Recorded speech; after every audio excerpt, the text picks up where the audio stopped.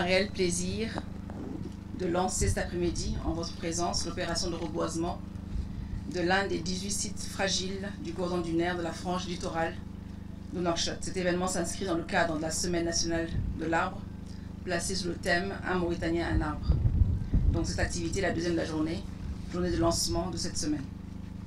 En effet, le cordon dunaire de Nouakchott a connu durant des décennies une exploitation de son sable pour les besoins de construction de la capitale.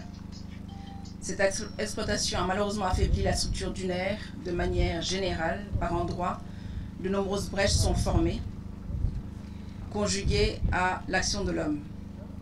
L'urbanisation mal planifiée, la construction d'infrastructures, la destruction du couvert végétal, et suite aux phénomènes extrêmes, tempêtes, élévation du niveau marin et sur côte. Cette fragilité du cordon dunaire n'est pas sans risque pour la ville de Nouakchott, où vit près du tiers de la population du pays, si ce n'est la moitié. En cas d'intrusion d'eau de mer, des études prédisent que près de 30% de la ville se retrouverait sous les eaux, dans une ampleur sans commune mesure. Près de 300 000 personnes seraient directement affectées, sans compter la mise à l'arrêt de plusieurs infrastructures stratégiques situées sur le littoral. Face à ces risques majeurs, des solutions préventives et correctives existent et peuvent contribuer soit à les atténuer, soit à s'adapter à leurs impacts.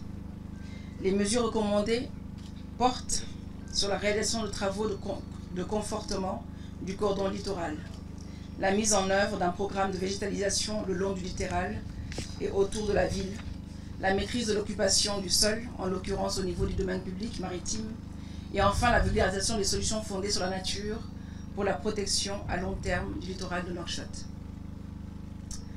Mesdames et messieurs, la préservation de l'environnement est un engagement fort de son Excellence, le Président de la République, Mohamed El-Cheikh Ghazouani.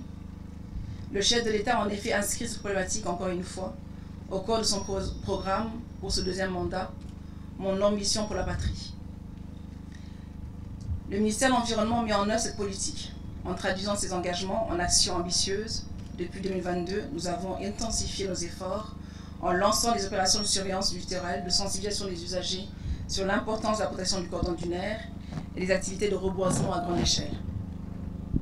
L'endroit dans lequel nous nous situons aujourd'hui est une portion du cordon dunaire littoral, identifiée parmi les plus fragiles.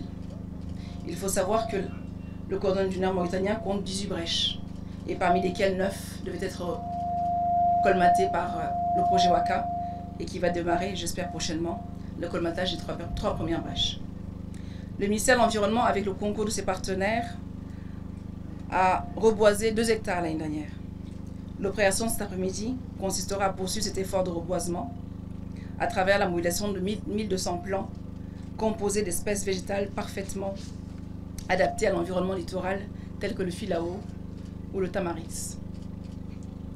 Mesdames et messieurs, au-delà de l'importance nationale que revêt la protection du cordon dunaire, le ministère de l'Environnement s'est également lancé depuis quelques années dans une dynamique visant le classement de la baie de l'Étoile en une réserve naturelle protégée. En effet, plusieurs missions de sensibilisation et ateliers de concertation ont été organisés depuis les années 90, milieu des années 90, 94 exactement, en étroite collaboration avec les autorités administratives locales, les élus, la société civile. Notre satisfaction a été grande quant à la convergence des idées et des intérêts de toutes les parties prenantes autour de l'avenir de la baie de l'Étoile. Mais après de longues années d'attente, mêlant enthousiasme et scepticisme, nous voilà enfin arrivés au bout de notre objectif commun à tous, celui du classement officiel de la baie de l'Étoile en aire protégée ce 30 juillet 2024. En posant aujourd'hui cet acte définitif de l'engagement de l'État par la création et la gestion durable de la biodiversité de la baie de l'Étoile au service des populations de Nouakchott et de Nouadhibou et de tout le pays, c'est un symbole, et c'est tout un symbole, que nous exprimons ici à l'égard de la communauté internationale de manière générale. Avant de clore mon propos, je tiens à adresser mes sincères remerciements à toutes les personnes ici présentes et qui ont fait le déplacement jusqu'à cet endroit, et celles qui s'engagent dans cette noble mission. Votre participation est clé pour le succès de cette semaine et l'atteinte de nos objectifs environnementaux. Enfin, je ne manquerai pas de remercier vivement nos principaux partenaires, que sont la Banque mondiale, à travers le projet WACA et le fonds fiduciaire qui accompagne également le Bon d'Arguin. Tout en préservant les acquis, je vous demande d'œuvrer ensemble pour l'avenir de notre littoral mauritanien. Et sur ces mots, je vous remercie et vous dis assalamu alaikum wa rahmatullahi wa barakatuh.